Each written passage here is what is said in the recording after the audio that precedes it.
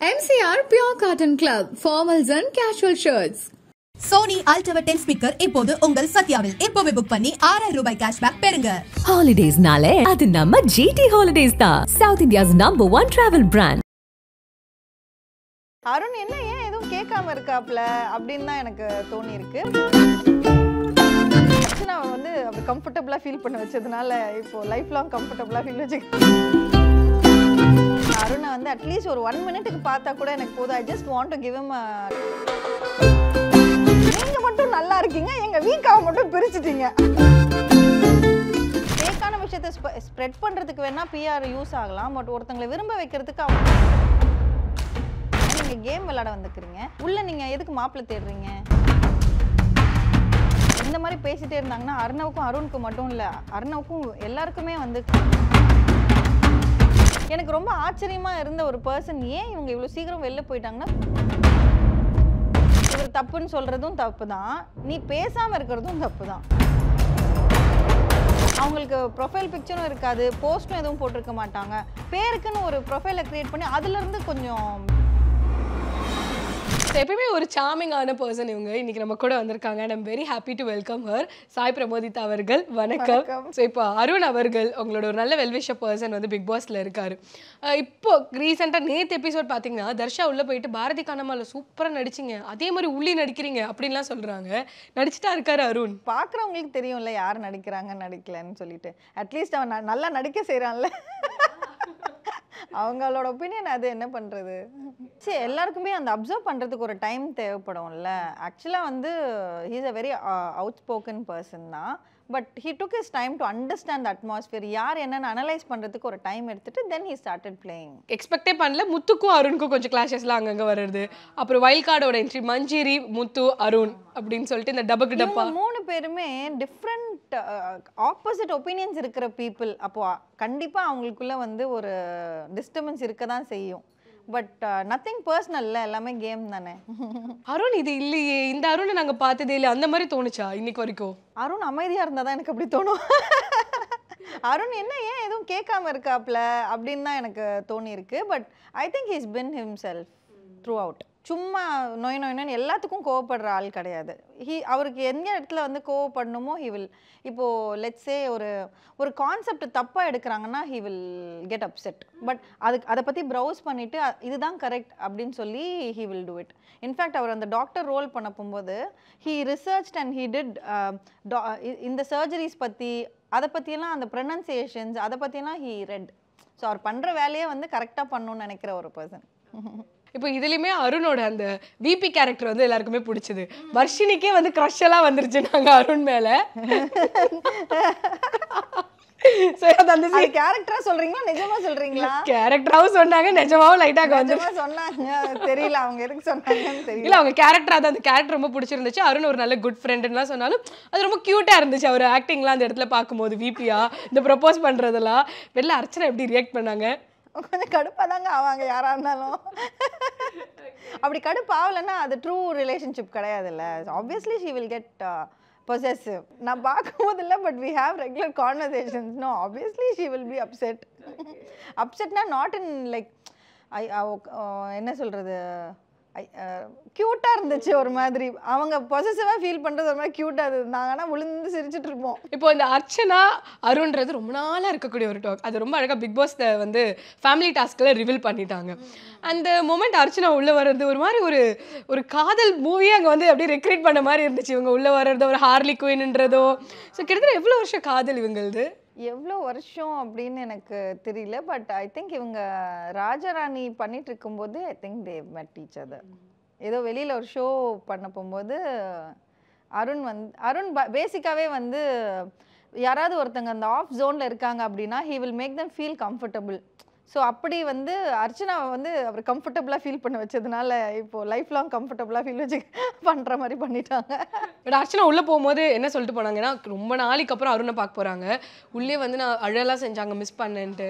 So உங்ககிட்ட உள்ளே போகிறதுக்கு முன்னாடி ஏதாவது சொல்லிட்டு போனாங்களா? அவங்க ரொம்ப ஆன்டிசிபேஷனோட வெயிட் பண்ணிட்டு இருந்தாங்க. அருணை வந்து அட்லீஸ்ட் ஒரு 1 மினிட்டுக்கு பார்த்தா கூட எனக்கு போதும். I just want to give him tight hug அப்படின்னு சொல்லிட்டு இருந்தாங்க. ஐ மீன் அவங்க ரொம்ப மிஸ் பண்ணாங்க அருணை கண்டிப்பாக. ஸோ அவங்க வெயிட் பண்ணிட்டு இருந்தாங்க அவங்கள போய் பார்க்கணும் அப்படின்னு. அப்படின்னு. ஆக்சுவலி இந்த கதையை வந்து நீங்க இன்னும் வெளியில கொண்டுட்டு வரதுக்கு மெயின் காரணமே நீங்களும் சார் தானே சொல்லுங்க. ஆமா, ஏன்னா இந்த ஸ்கூல் டாஸ்க்ல ரொம்ப வேற ட்ராக்கா போயிட்டு இருந்தா இது ஆல்ரெடி புக் பண்ண ஒரு பீஸ், அதனால நாங்க வேணும்னே வந்து அதை போட்டு விட்டேன். நான் இது பெருசா அவங்க ஓப்பனா யார்கிட்டையும் சொல்லலைல்ல, பட் இருந்தாலும் எனக்கு ஒரு ஆதங்கம், இது ஆல்ரெடி புக்கான பீஸ் இவங்க வந்து வேற மாதிரி ப்ரொமோட் ஆயிட்டு இருக்கு, இதுதான் அந்த ஒரிஜினல் பீஸ் அப்படின்னு சொல்லி நாங்களே போஸ்ட் பண்ணி விட்டோம்.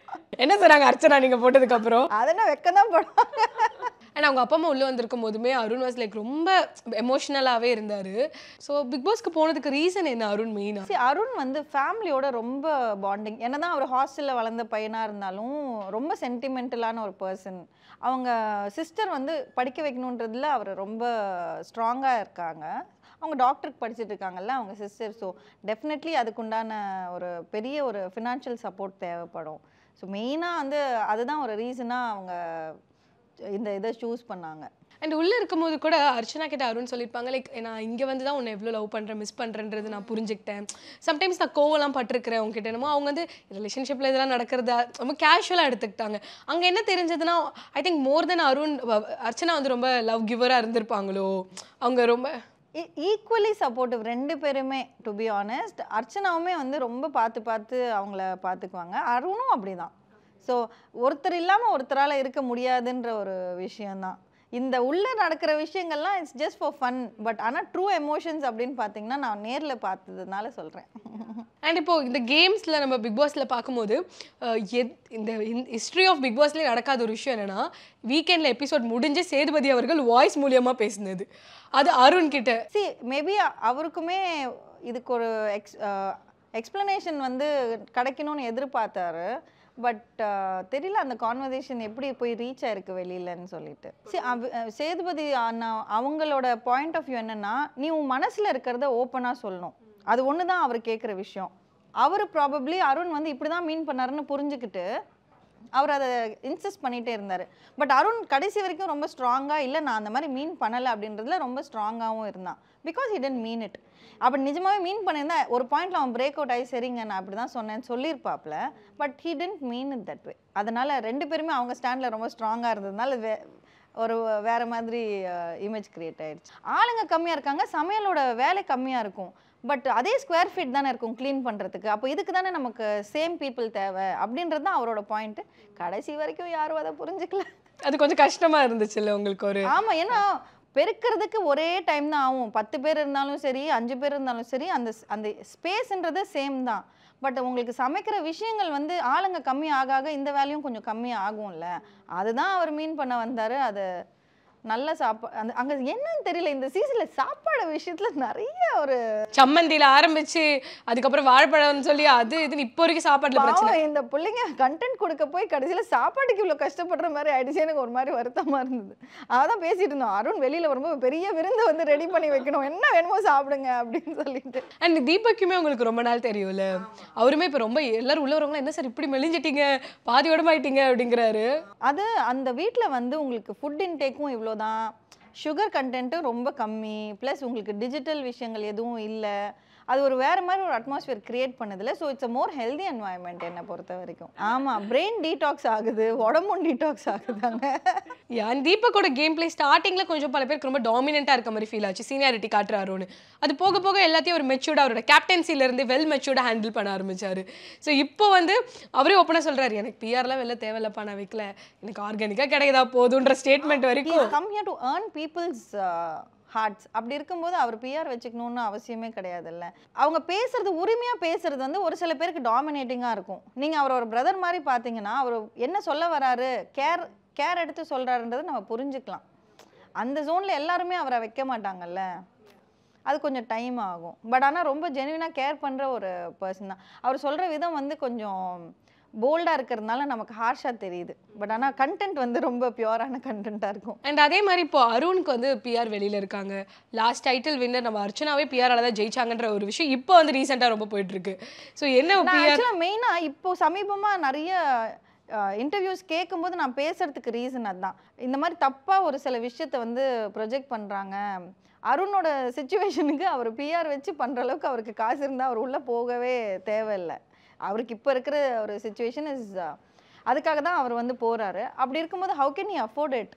எனக்கு மற்றவங்கள பற்றி சொல்லது எனக்கு தெரியாது, அவங்க பிஆர் வச்சுருக்காங்களா இல்லையான்றது எனக்கு தெரியாது. So I can't comment about it. But அருணுக்கு வந்து ஐ நோன்றதுனால நான் சொல்கிறேன். அண்ட் அர்ச்சனா, ஏன்னா அர்ச்சனா வந்து நிறைய பேரோட மனசை வந்து ரொம்ப அழகாக கொள்ளடிச்சாங்க அந்த சீசனில். எடுத்த உடனே உள்ளே போனோடனே வைல்ட் கார்டு என்ட்ரிலேயே அவங்க பண்ண ஒவ்வொரு லைக் டாஸ்காக இருக்கட்டும், அங்கே இருக்கக்கூடிய ஹவுஸ்மேட்ஸ் கிட்ட அவங்க வாய்ஸ் அவுட் பண்ணது, அது எல்லாமே வந்து உண்மையாக ஃபேன்ஸ் வந்தாங்க தான். பட் எந்த இடத்துல இது பிஆர் தான் அர்ச்சனாக்கு வந்து அவங்க டைட்டில் வினர் அடிச்சது காரணம்னு மாறுது தெரியலங்க.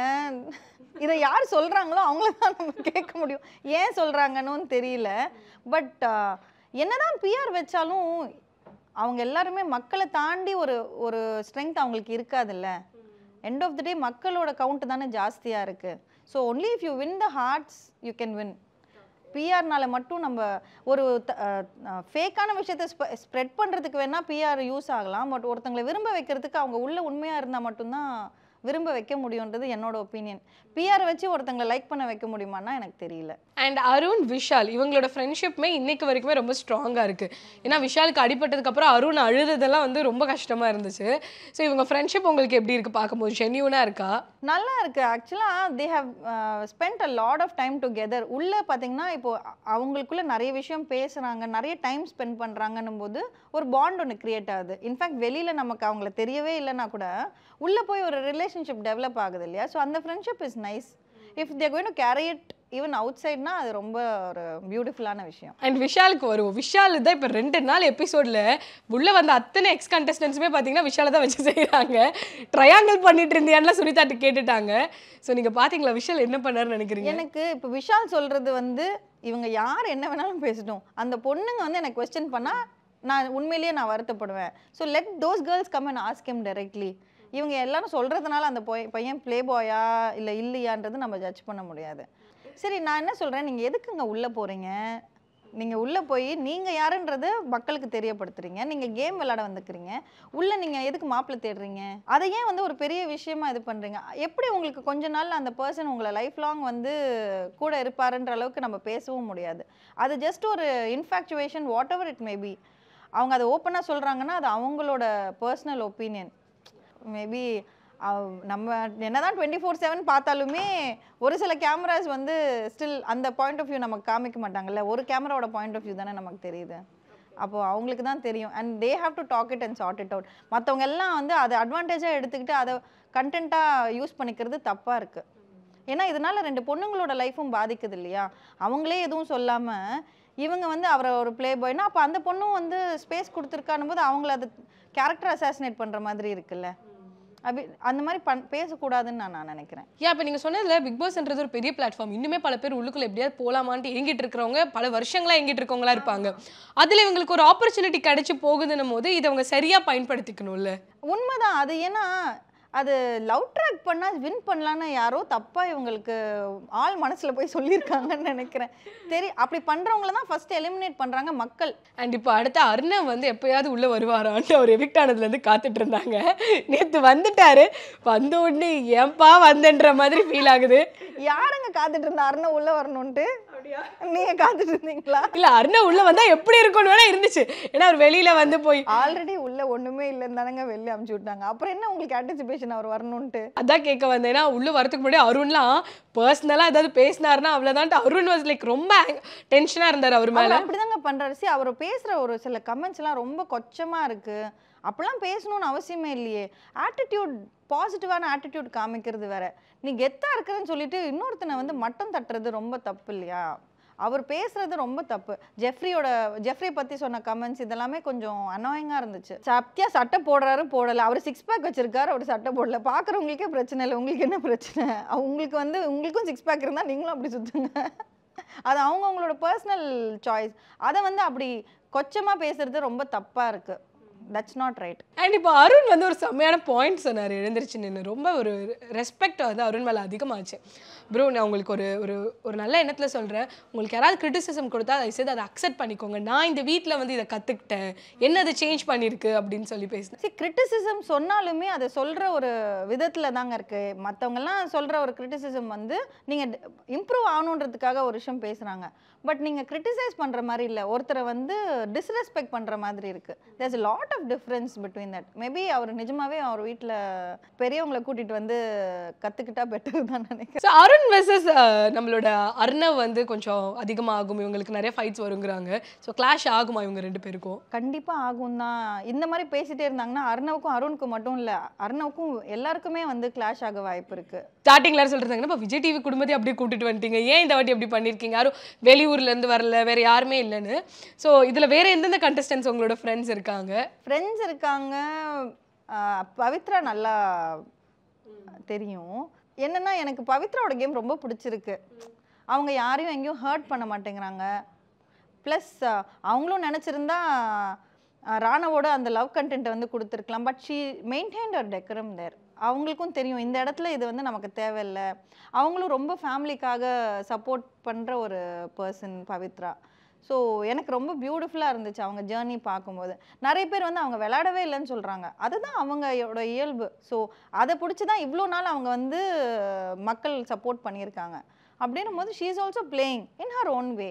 ரொம்ப பியூட்டிஃபுல்லாக இருக்குது. நிஜமாக சொன்ன மாதிரி அவங்க ஒரு ஏஞ்சல் மாதிரி ட்ராவல் பண்ணிட்டு இருக்காங்க. ஃபர்ஸ்ட் வாரத்துலேருந்து நாமினேஷனில் அந்த பொண்ணு இல்லாத வாரமே இல்லை.